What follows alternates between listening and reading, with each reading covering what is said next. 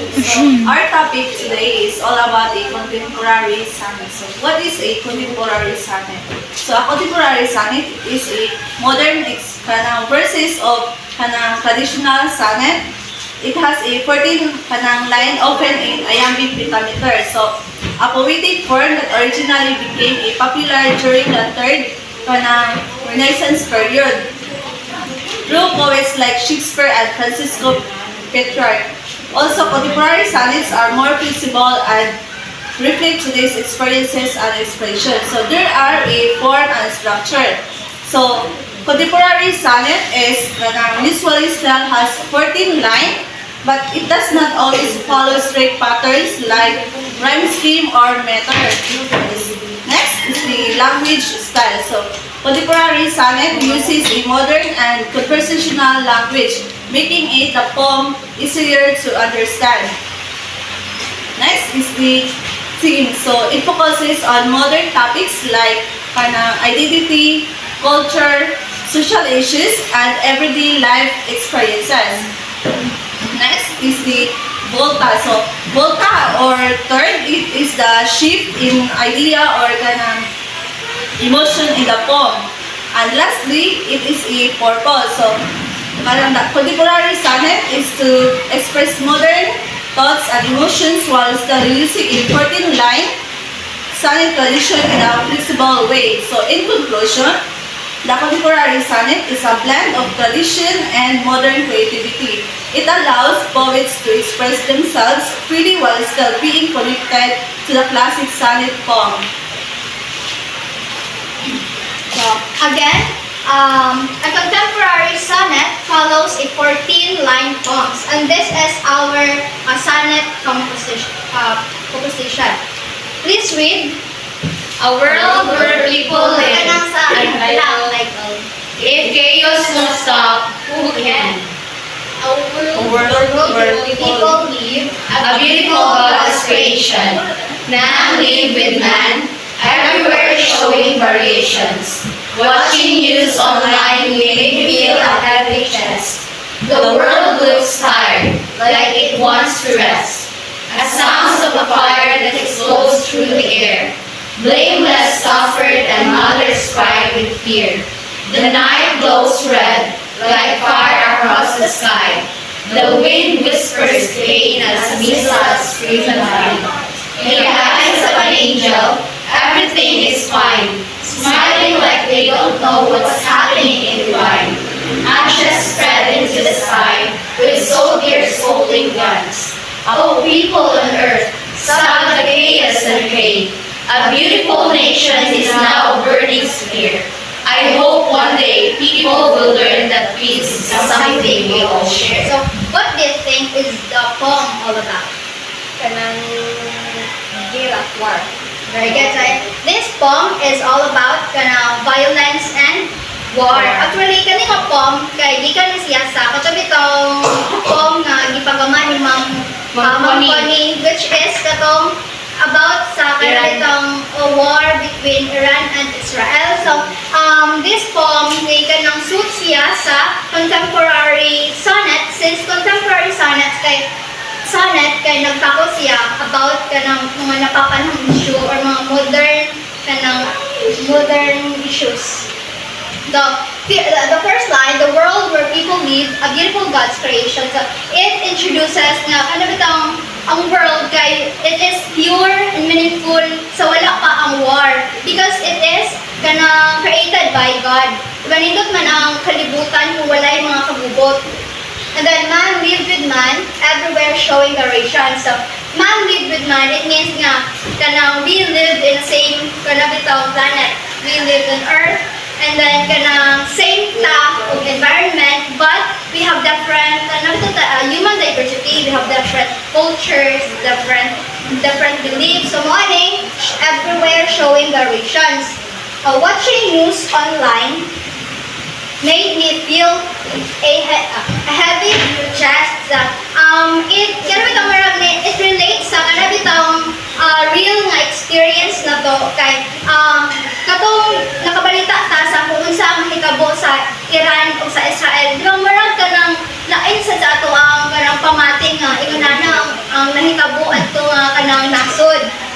And the world looks tired, like it wants to rest. So, maras ka kanang nag-show sa personification because the world, it personifies kanang bitawng kanang tired na siya or gihabuan siya tungod sa mga actions sa mga tao nga kanang sa ilahang kanang paggubot, kanana, and then murag kung nataw pa siya, murag ganahan na siya nga kanang mo rest tungod sa mga struggles na marang iyahang na-experience tungod kapod sa mga tao. A sound of a fire that explodes through the air. So, this line highlights destruction, especially sa war, na yung mga army dito nga, kanang ditong na nagamit sila o kanang mga bombs. And then, kanang it shows imagery pod since kanang bitong sounds as fire. Kanang mura bitaw nga, kanang picture out sa nimo usad forma sa mga fire nga naa dito sa kanang dito ato nation during sa ilahang war. And blameless suffered and mothers cried with fear. So kaning blameless, it emphasizes kana it refers to mga innocent victims, especially sa mga bata. Kanang wala pay kanang kabuot-buot bitawan din sila ang kanang grabe kayo nga natikhan ato sa war, especially kanang mga mama, grabe ang ilahang kabalaka sa ilahang mga anak, usaon na lang ang ilahang future. Next, the night glows red like fire across the sky. So, it shows symbolism because kani color red, it symbolizes danger, violence. Nga kanang bitong kanang brought by kanang fire nga kanang kabantay mo kanang katong balita nga naay mga jet plane or kanang mga airplane nga nasa lay pagbom sa babaw bitaw mga missiles. Na. Okay. So the wind whispers pain as missiles scream by. So this line represents that war brings fear to everyone and everywhere. And also, wind whispers pain symbolizes that, suggesting that sadness can be felt, also trauma can be felt all around. So the loud missiles highlight the violence that destroys peace. Next is in the eyes of an angel, everything is fine. So this line represents as innocence or purity. So the angel in this line symbolizes as the children, which is the innocence that like they don't know what's happening in the world. And everything they cared is only eating, kanang mukaon, matog, and also kanang argue sa ilang friends nga nung wala sila paapila, kung wala naligo. This represents as innocence and purity. Then smiling like they don't know what's happening in divine. So this line continues with the idea in this line, the eyes of an angel. It is because smiling like they don't know what's happening in divine shows it represents the innocence and purity. Just like the people or children around us that di sila aware kung saan nahitabo sa atuang surroundings. And also, next is ashes spread into the sky, soldiers holding guns. Ashes spread into the sky, it represents the destruction that caused by war. Especially the many lives destroyed and gone. It is because of the war that happening in the world. And with soldiers holding guns, this shows that the war or the chaos wala kabitaw na human, continue. And then on people on earth, stop the chaos and pain. So this refers to someone nga kanang mag-hold the siya peace, like people in earth, stop the chaos. Like kanang dili na bitaw niya ma-bear ang pain nga iyahang na feel. It is because happening sa kanang surroundings. So nag-urge siya kanang stop na kuno ang war. So a beautiful nation is now a burning spear. So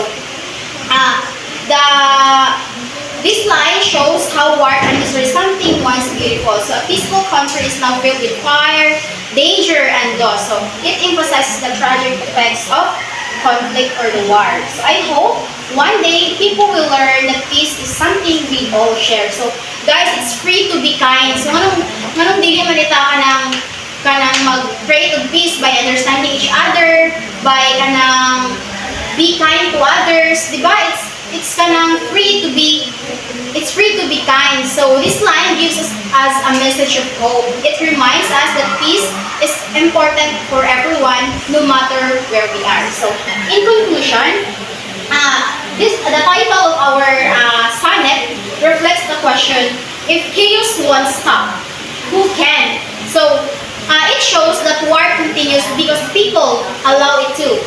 Many innocent lives suffered and affected, and the world grows tired and feels sad. So the answer lies only in us. So the humanity has the power to end the chaos. If we chose to be kind, if we chose to be being kind to others, being good, or choose to be understanding and by unity, by protecting the beauty of the nature, we can stop the chaos. So, in conclusion, this contemporary sonnet follows a 14-line structure and a rhyme scheme with AA. As you can see, diba rhyme siya, creation and variation. So that's why AA. And chest and rest, then BB, another rhyme scheme, then air and fear. CC, sky by BB, fine, divine, EE, guns, pain, F and letter G, sphere and peace, letter H, I, please, please share the, I didn't know.